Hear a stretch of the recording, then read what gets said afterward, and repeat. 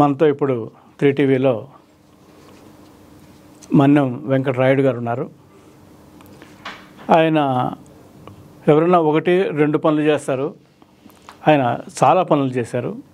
ఒకదానికి ఒకటి పొంతన లేని, ఒకటి ఎలక్ట్రానిక్స్, తెలుగు లిటరేచరు, పోయిటరీ, ఇలాంటివన్నీ ఆయన అభిరుచి ఉండటం వల్ల ఆయన చదువుకోవడమే కాకుండా భావితరాలకు ఉపయోగపడేలాగా వాటిని అన్నింటినీ ప్రిజర్వ్ చేయడం, డిజిటల్గా ప్రిజర్వ్ చేసే ఒక బృహత్తర కార్యక్రమాన్ని ఆయన చేస్తున్నారు.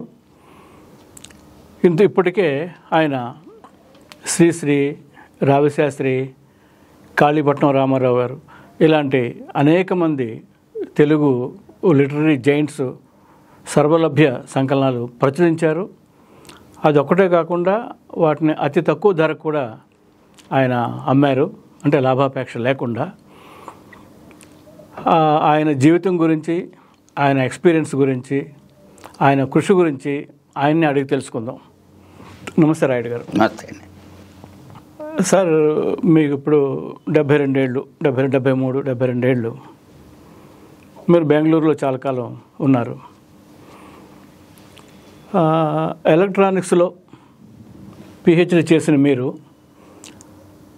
లిటరేచర్ వైపు రావటం కానీ, లేదా లిటరేచర్ ఆసక్తి మీకు ఉండటం కానీ, అది ఎలా జరిగింది? మా చిన్నప్పుడే మా నాన్న ఇంట్లోకి రకరకాల వారపత్రికలు, మాసపత్రికలు, తర్వాత కొన్ని రకాల నవలలు, లైక్ మా తమ్ముడి పేరు గోపీచంద్, డాక్టర్ గోపీచంద్. వాడికి పేరు ఎవరో కృష్ణుడి పేరు వచ్చేటట్టుగా పెట్టమంటే వెంటనే ఆయన గోపీచంద్ అని పేరు పెట్టేశాడు. ఆ లిటరేచర్ తోటి సంబంధం లేకపోతే అసలు గోపీచంద్ గురించి తెలిసిండే అవకాశం లేదు. సో మాకు ఇంట్లో చిన్నప్పటి నుంచి కూడాను ఏదో రకంగా ఫ్రీడమ్ కూడా ఉండేది.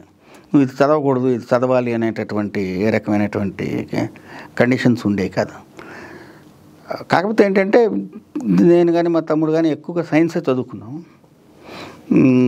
తర్వాత ఇంజనీరింగ్కి వెళ్ళాను. వెళ్ళిన తర్వాత ఇండియన్ ఇన్స్టిట్యూట్ ఆఫ్ సైన్స్లో పెద్ద జిమ్ఖానా లైబ్రరీ ఉంది.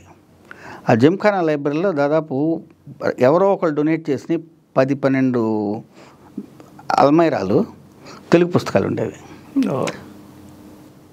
సో ఎప్పుడైనా కనుక ఫ్రీ టైం ఉంటే అక్కడి నుంచి బారో తెచ్చుకుని చదువుకునేవాడిని. ఆరుద్ర సమగ్రాంధ్ర సాహిత్యం మొత్తం అక్కడే చదివాను నేను, మొదటి ఎడిషన్. అలా ఏదో రకంగా స్నేహితులు, తెలుగు వాళ్ళు ఎక్కువ మంది ఉండటం అక్కడ, మాలో మేము కొన్ని రకాల చర్చలు పెట్టుకోవటం, దీని గురించి అసలు అర్థం చేసుకోవటానికి. సామాజిక పరిస్థితులు ఎంత జాగ్రత్తగా నేర్చుకున్నామో సబ్జెక్ట్ కాక, అలాగే తెలుగు సంస్కృతి, భాష, వీటికి సంబంధించినటువంటి అవగాహన బాగా పెంచుకోవడానికి నాకు ఇండియన్ ఇన్స్టిట్యూట్ ఆఫ్ సైన్స్ ఉపయోగపడింది. అప్పటి నుంచి కూడా ఏంటంటే తెలుగులో ఏదైనా మన చేత అయితే చేద్దామన్న ఒక అభిప్రాయం ఉండేది. అది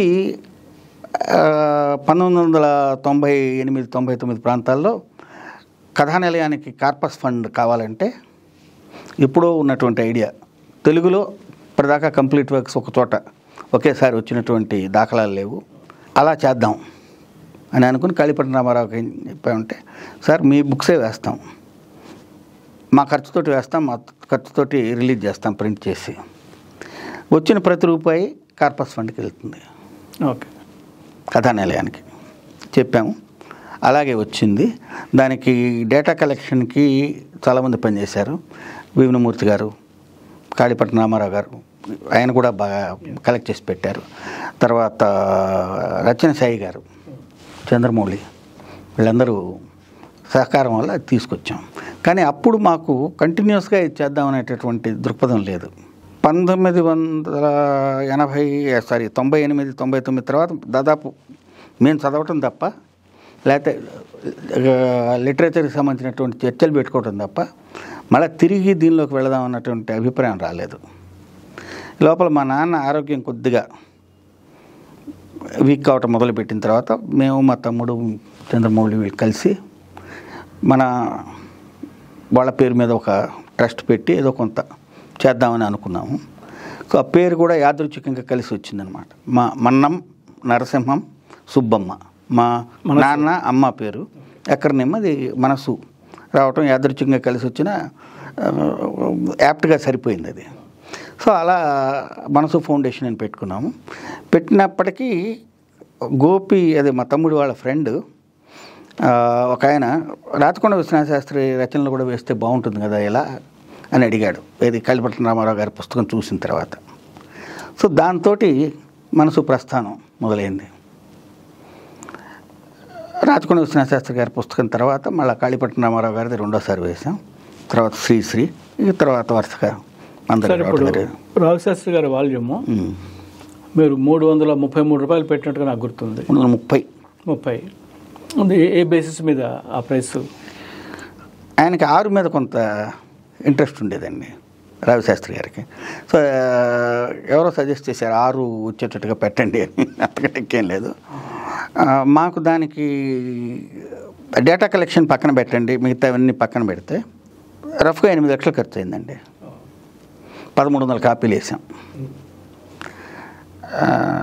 కానీ రకరకాల చర్చలు జరిగాయి అందులో. అంటే పుస్తకాల రూపంలో ఇస్తామని చెప్పాను రాయల్టీ, వాళ్ళేమో దానికి రేట్ ఎక్కువ పెట్టమన్నారు, ఒప్పుకోలేదు, అసలు పబ్లిష్ చేయమని చెప్పాం. కొంచెం గొడవ అయింది. అది అయిన తర్వాత కాళీపట్నం రామారావు గారే నిలబడి వాటిని అమ్మిస్తానని చెప్పిన తర్వాత మనం ప్రింటింగ్కి ఆర్డర్ ఇవ్వడం జరిగిందనమాట. సో ఆ ప్రాసెస్లో దాని చివరికి 330 రూపాయలకి డిసైడ్ చేసాం అన్నమాట. అది నార్మల్గా అయితే 1200 1300 పెట్టి ఉండాలి ఆ రోజుకి మినిమం.